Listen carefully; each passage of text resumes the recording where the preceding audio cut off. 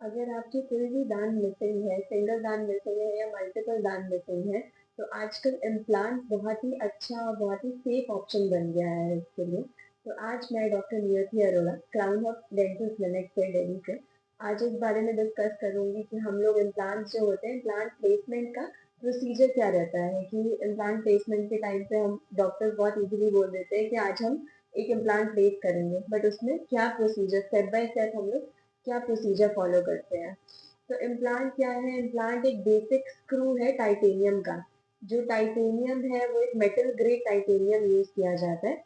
जैसे बहुत बारी आपने सुना होगा कि किसी ने घुटने रिप्लेस करवाए या फिर कोई हड्डी में प्लेट डली है, वो सब चीजें भी टाइटेनियम की बनी होती हैं। टाइटेनियम बहुत ही बायोकम्पैटिबल मटेरियल है, तो जब भी ये शरीर में जाता है ये बॉडी को नुकसान नहीं देता। तभी ये इजीली सब इम्प्लांट्स में, नी इम्प्लांट्स में, हिप इम्प्लांट्स में, सब जगह इसे हम यूज कर सकते हैं। तो ये टाइटेनियम का छोटा स्क्रू होता है जिसे हम लोग बोन के अंदर इंसर्ट करते हैं। हमेशा एक इम्प्लांट के साथ एक इम्प्लांट किट आती है जिसमें ड्रिल्स आती है। ये ड्रिल्स अलग अलग साइजेस की होती हैं, अलग अलग लेंथ की होती है, जो कि हमारे इम्प्लांट साइजेस और लेंथ के साथ कॉरेस्पॉन्ड करती हैं। तो जितनी हमें किसी एक इंडिविजुअल में, किसी एक पेशेंट में जितना हमें हड्डी की विड्थ मिलती है या हाइट मिलती है, उस हिसाब से हमें उतना स्पेस क्रिएट करके वहां पे इम्प्लांट को डाल देना होता है।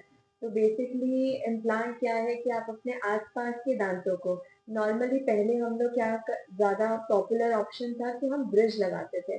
ब्रिज के अंदर हमें आसपास के कि आगे और पीछे के दांतों को भी थोड़ा सा ट्रिम करना पड़ता था, प्रिपेयर करना पड़ता था। जबकि इम्प्लांट में ऐसा नहीं होता है। इम्प्लांट में जो आपका दांत मिसिंग है, सिर्फ उस जगह पे, क्योंकि आपके पास कोई सपोर्ट नहीं है, तो एक आर्टिफिशियल सपोर्ट इम्प्लांट के फॉर्म में डाला जाता है। तो ये टाइटेनियम का इम्प्लांट बेसिकली आपकी रूट को, आपकी जड़ को रिप्लेस करता है, एंड इसके ऊपर बाद में हम लोग कैप या क्राउन लगा देते हैं। अब जब भी हम इस इम्प्लांट को अंदर प्लेस करते हैं, patient to patient normally depend करता है। कुछ लोगों में हम इमिडिएटली भी क्राउन दे सकते हैं, बट नॉर्मल काफी हद तक काफी पेशेंट्स में हमें 2.5 से 3 महीने का बीच में वेटिंग टाइम देना पड़ता है। ये वेटिंग टाइम हम क्यों दे रहे हैं? क्योंकि हड्डी बनने में लगभग 3 महीने का टाइम लग जाता है। अब इम्प्लांट जो है हमने उसे प्लेस तो कर दिया, बट उसमें स्ट्रेंथ कैसे आएगी, वो एकदम स्टेबल कैसे होगा?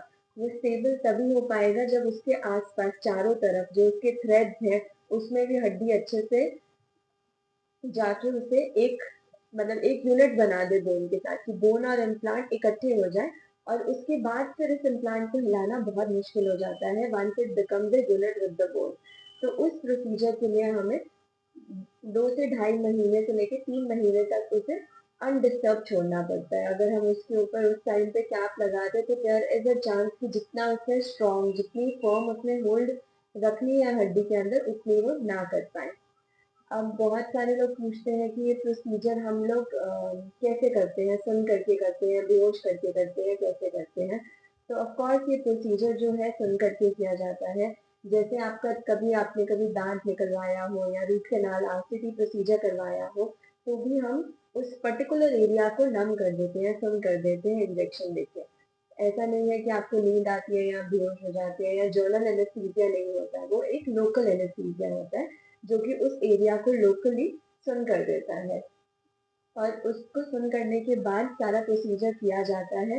उसके बाद आप नॉर्मली 3 to 5 डेज का मेडिसिन, जो कि एंटीबायोटिक एंड पेन किलर्स, जो कि ना नॉर्मली हम लोग एक्सट्रैक्शन या आरसीटी के बाद भी 3 to 5 डेज का कोर्स करते हैं। सिमिलरली इम्प्लांट प्लेसमेंट के बाद भी हमें लेना होता है, और उससे आपका सारा पेन, डिस्कम्फर्ट, सब कुछ अंडर कंट्रोल रहता है।